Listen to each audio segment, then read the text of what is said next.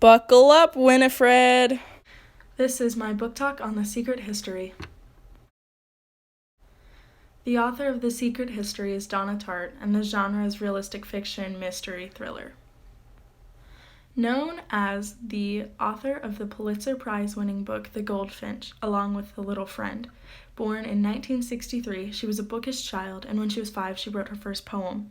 When she was 13, she had one of her sonnets published. And there is a tiny photo of her. Here's a more intimate one. The story takes place in an elite Vermont New England college called Hampton College. It also takes place in the apartments and flats of the 5 classic students, along with the luxury cabins and lake houses that they stay in at various times. Here's a really pretty picture of a library. The main character is a young man named Richard Papin, who luckily gets a scholarship to Hampton through his extensive Greek studies. He came from a small home in California with nothing but a passion for Greek literature and language. Because Richard is the narrator and teller of the story, there is very little descriptions of himself. He describes all of his friends in great detail, but keeps himself obsolete. The only thing I could find is when he speaks about how much he needs to cut his hair.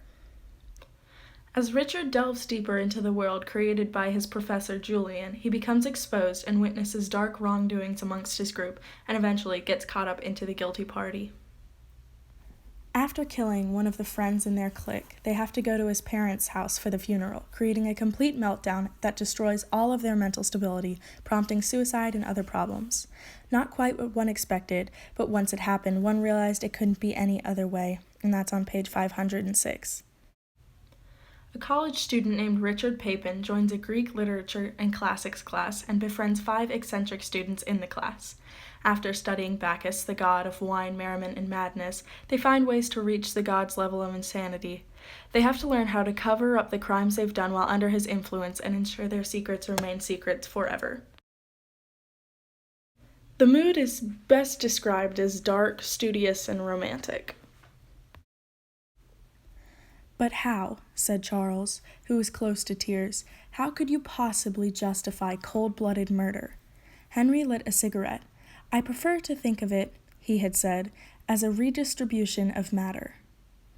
This is a moment in the novel where Henry sort of admits to being numb and shows how he doesn't care about the choices or what he does. It is better to know one book intimately than 100 superficially. This applies to the students before they were involved in the crimes they committed. They were all incredibly studious, carrying books wherever they went and discussing and debating whenever they could. Near the end of the book, they lose their grip on what they once worshipped, which is their education. There is nothing wrong with the love of beauty, but beauty, unless she is wed to something more meaningful, is always superficial. "Death is the mother of beauty," said Henry, and what is beauty? Terror. These quotes highlight the theme of beauty and aesthetic and terror. They are essentially Professor Julian saying that without something, another feeling with the beauty, it means nothing. Beauty and aesthetic is a key theme in the novel and is addressed in many ways, such as the characters, the dialogue, and the scenery. Focusing on the characters, for example, they do awful things and their worst traits are so strong, however, are considered beautiful in a physical and mental way by the narrator and by other characters. I enjoyed this book a great deal, mainly for the way Tartt described things, using acute words and phrases to allow readers to have a strong and vivid visual of everything being seen. She allows us to see right through the pages and makes everything so much easier to understand. It also makes the theme of beauty stand out by describing everything as very pleasant and mystical. Do I recommend this book? Yes, I 100% recommend this book to anyone looking for something entertaining to read. It has a little bit of everything, so it's got something for just about anyone. It explores themes such as romance, friendship, scholarship, historical influence, sexuality, mystery, and thriller. It is a little bit of a slower read, so if you have to skip to page 87, it won't kill you. Why should you go and buy this book? Well, as said previously, this book definitely has at least 1 or 2 things to offer to anyone who would read it, including entertainment. This book in particular appealed to me because there is a certain emotional vulnerability that we see in each character in different forms. No matter what we're reading, we're always looking for something or someone to connect to, and Tart made a new way to connect to the characters. Donna was also very keen on making everything follow the narrator, Richard, allowing us to see the world through someone else's eyes. As I said before, everything is intricately and meticulously described, which is as Richard sees the world. This opens him up to us and shows us his tragic flaw, a morbid longing for the picturesque at all costs. Yet another connection we share with him. The chill sky, misty with fine rain near the treetops, made even the familiar landscape around Hampton seem indifferent and remote. The valleys were white with fog, and the top of Mount Cataract was entirely obscured, invisible in the cold haze. Not being able to see it, that omniscient mountain which grounded Hampton and its environs in my senses, I found it difficult to get my bearings, and it seemed as if we were heading into strange and unmarked territory, though I had been down this road 100 times in all weathers. I loved the imagery in this passage. I particularly chose this one because of the descriptions of nature in it.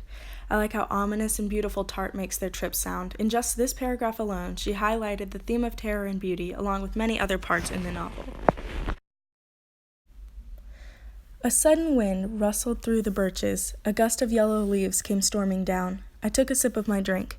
If I had grown up in that house, I couldn't have loved it more, couldn't have been more familiar with the creak of the swing, or the pattern of the clematis vines on the trellis, or the velvety swell of land as it faded to gray on the horizon, and the strip of highway visible, just barely in the hills, beyond the trees. The very colors of the place had seeped into my blood, just as Hampton, in subsequent years, would always present itself immediately to my imagination in a confused whirl of white, green, and red. So the country house first appeared to me as a glorious blur of watercolors, or ivory and lapis blue, chestnut and burnt orange and gold, separating only gradually into the boundaries of remembered objects, the house, the sky, the maple trees. But even that day, there on the porch, with Charles beside me, and the smell of wood smoke in the air, it had the quality of a memory. There it was, before my eyes, yet too beautiful to believe. Yet again, Donna was able to highlight the themes in everything said. In this part of the book, we were in the calm before the storm, so to speak. Tart made it incredibly evident with the dark, slightly sardonic metaphors and word choice, although Richard was talking about a beautiful and fun time he was having, twisting beauty and darkness together to create this beautiful text. Said by the Professor Julian in one of the first classes Richard attended, the theme was instantly evident. This quote is essentially what drove the students to make the choices they do later on. The thought of being utterly terrified and senseless in the eye of beauty causes them to lose their minds. The way Julian evolves from a unique Greeks professor to a manic puppet master creates an eerie overhead through the whole novel. Described as the thinker's thriller is an understatement. But seriously, read this book if you want to use your brain.